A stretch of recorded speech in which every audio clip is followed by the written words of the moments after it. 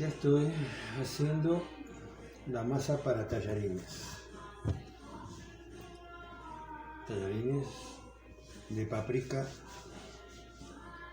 marrón, pimentón digamos, nuez moscada y pimienta. Y pensando en todo esto que está pasando.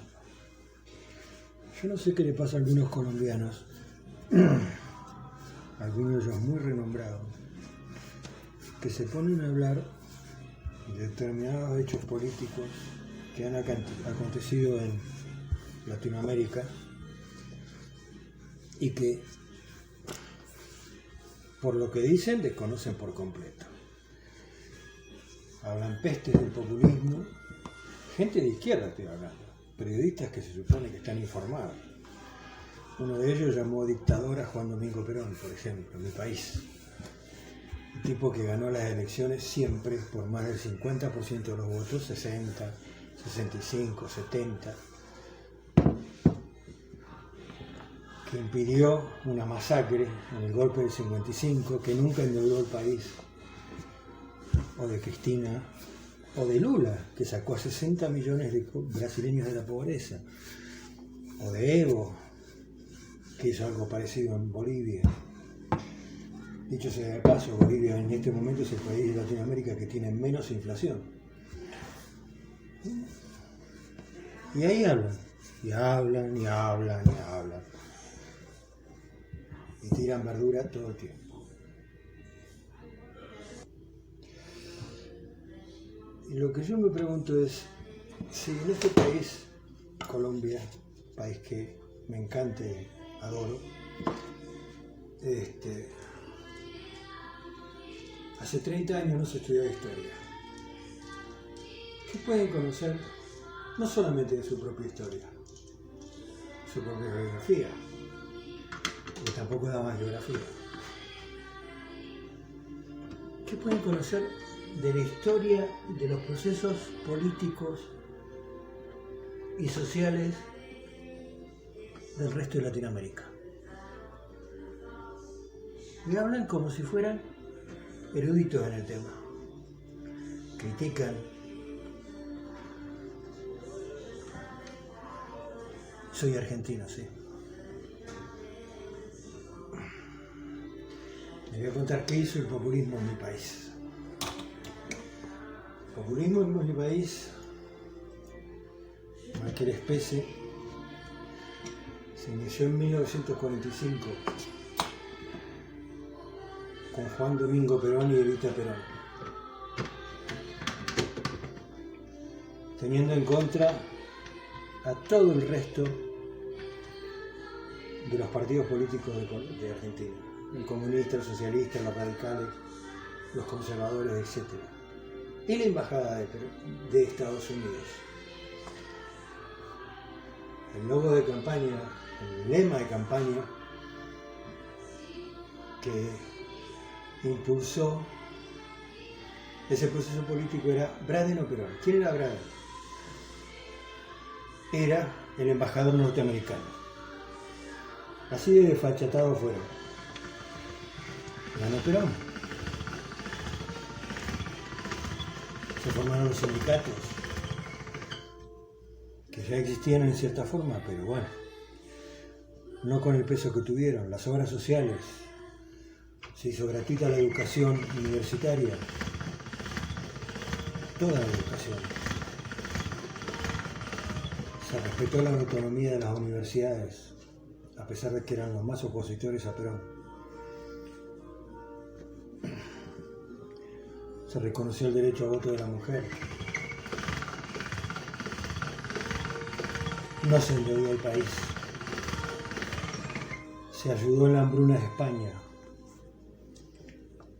Se desarrolló la industria nuclear, metalmecánica, petrolera, la aviación propia. El tercer país en tener una buena reacción en el mundo después de Estados Unidos y Rusia fue Argentina, el pulqui. Y esa estructura se mantiene el día de hoy. Cuando lo derrocan a Perón en un golpe de Estado bien sangriento, en el 55, se desmontan muchas de las conquistas que había hecho Perón, que había dado Perón. Se desmonta la fabricación de aviones y un montón de cosas más. Y se endeuda al país con el Fondo Monetario Internacional y con el Club de París. La deuda con el Club de París se empezó a cancelar recién con el gobierno de Néstor y Cristina Kirchner. Se proscribió el peronismo. No se podía ni nombrar a Perón ni a Evita. Se fusiló gente. En fin.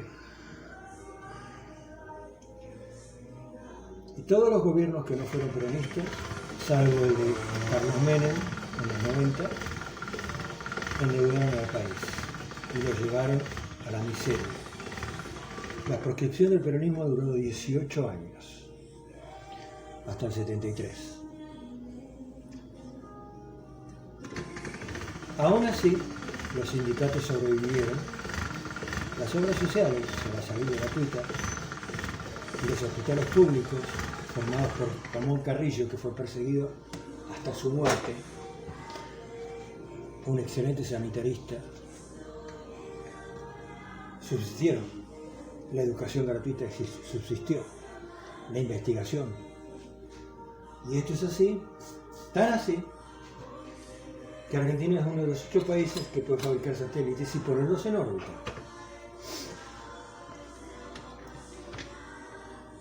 Es uno de los 8 países que tiene industria nuclear propia, que puede construir reactores. Es el país líder en biotecnología. Y hay unos 3.000 estudiantes colombianos estudiando en Argentina. Y del resto de Latinoamérica. Si ustedes van a Argentina, tengan o no papeles, o sea, tengan visa, que se necesita solamente para trabajar y estudiar, pueden estudiar, pueden ser atendidos en un hospital, no les van a cobrar un peso. Si tienen que operarlo, lo van a operar y le van a dar los remedios. Sí, tenemos problemas.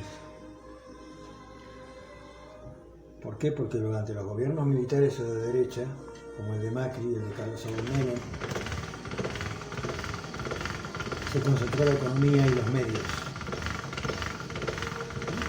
Dicho sea de paso, 2 de los medios más importantes, La Nación y Clarín, se hicieron de la única fábrica de papel prensa que había, en la mesa de torturas. Se la quitaron a los Greiber.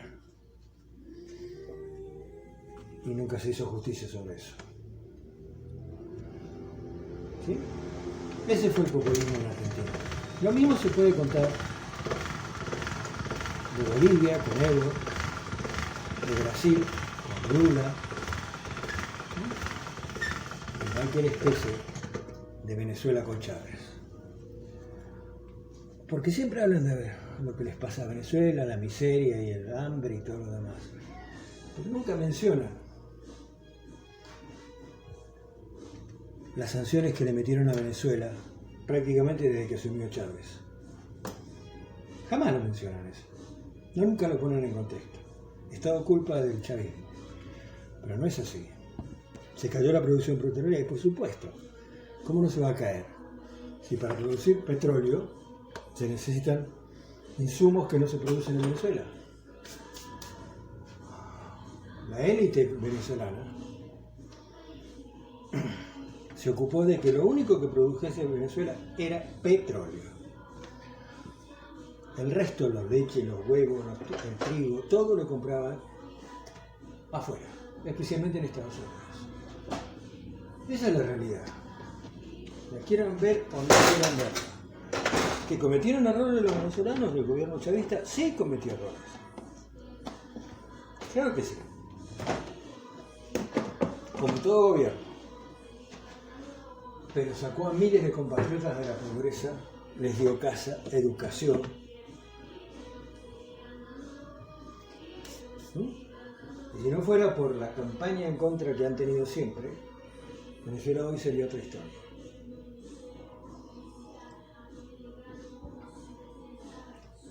Venezuela es una dictadura. ¿Dónde se matan más líderes sociales? ¿En Venezuela o en Colombia? ¿Dónde los poderes de control del Estado han apañado durante décadas las barbaridades que se cometieron en este país? ¿Venezuela o Colombia? Cuando hablan de los muertos, de los estudiantes muertos, en realidad están mintiendo, porque la mayor parte de ellos no eran estudiantes, eran lo que se llaman guarimberos.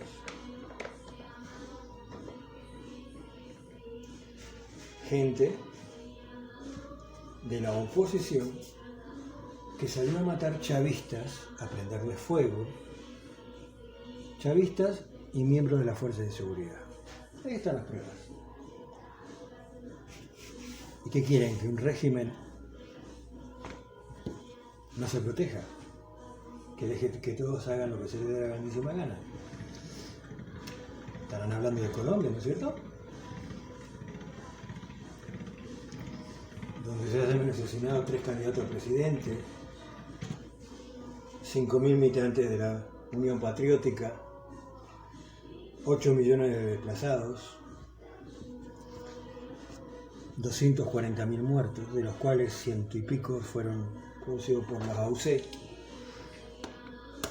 El resto se los reparten en el orden descendente las fuerzas policiales y militares, con unos 40.000, bandas armadas, casi todas del narcotráfico,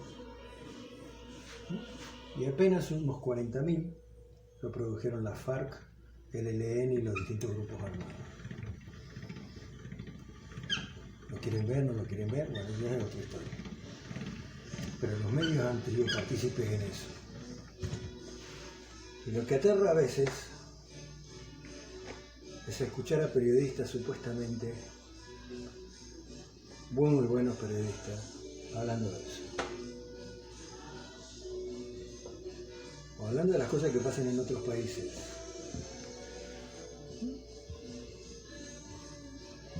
Y ahora tenemos estas elecciones. Sí, Petro no es perfecto, pero Hernández es una mezcla de Trump. Ese Trump que provocó la toma del Capitolio, algo que nunca había sucedido en Estados Unidos, que fomenta el uso de armas, que ya han dejado en este año 206 tiroteos masivos y centenares de víctimas, entre muertos y heridos. Un Bolsonaro,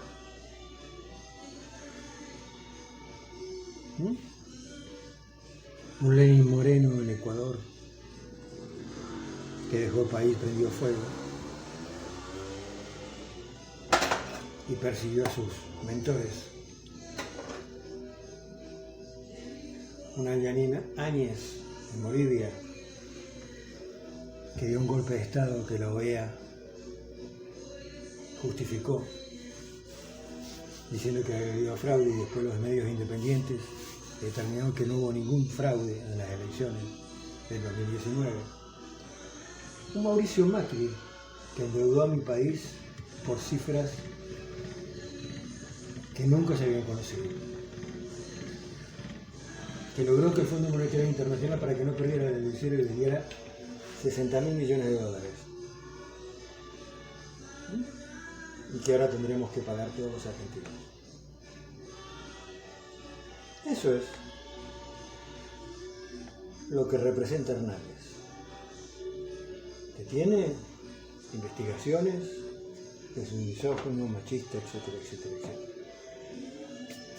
Eso quieren. Y todo porque se creen los cuentos de la derecha respecto del populismo y todo lo demás. Y se hacen cruces, hasta los mejor bien pensados.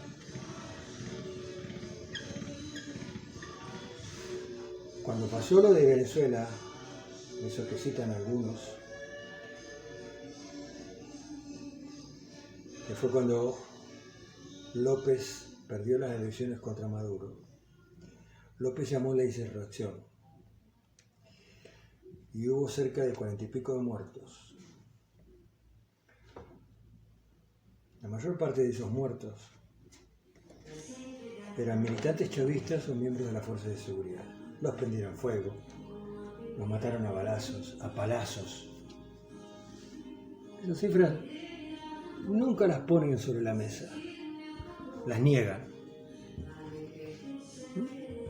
Y por eso fue condenado Leopoldo López. Y ya casualidad. Nos vamos a otro continente, Europa, al Euromaidan, que era una manifestación pacífica de una parte de la población, los estudiantes, hasta que intervinieron los grupos extremistas, los nazis. Y entonces el Euromaidan se transformó en una matanza, con francotiradores asesinando por igual policías y manifestantes. Francotiradores que luego se descubrió que eran de los grupos nazis, con políticos estadounidenses, entre ellos la subsecretaria de Seguridad de Estados Unidos, Nuland, yendo a la plaza a felicitar a los manifestantes. Y cositas por el estilo. Esas mismas cosas las hemos visto acá. Por eso mayormente los pueblos latinoamericanos no apoyan las políticas de la OTAN. Dígame qué carajo hace la Colombia perteneciendo a la OTAN. ¿Qué tiene que ver con la OTAN?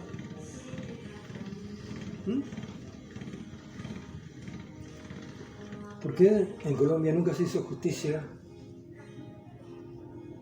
con las 53 pibas, niñas, que fueron violadas por personal norteamericano en la base de Tolemaida?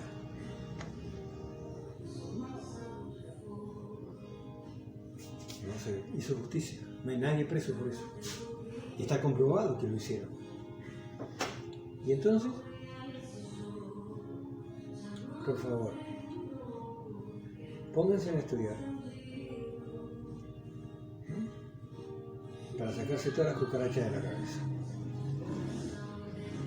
Y bueno, los tallarines ya están listos.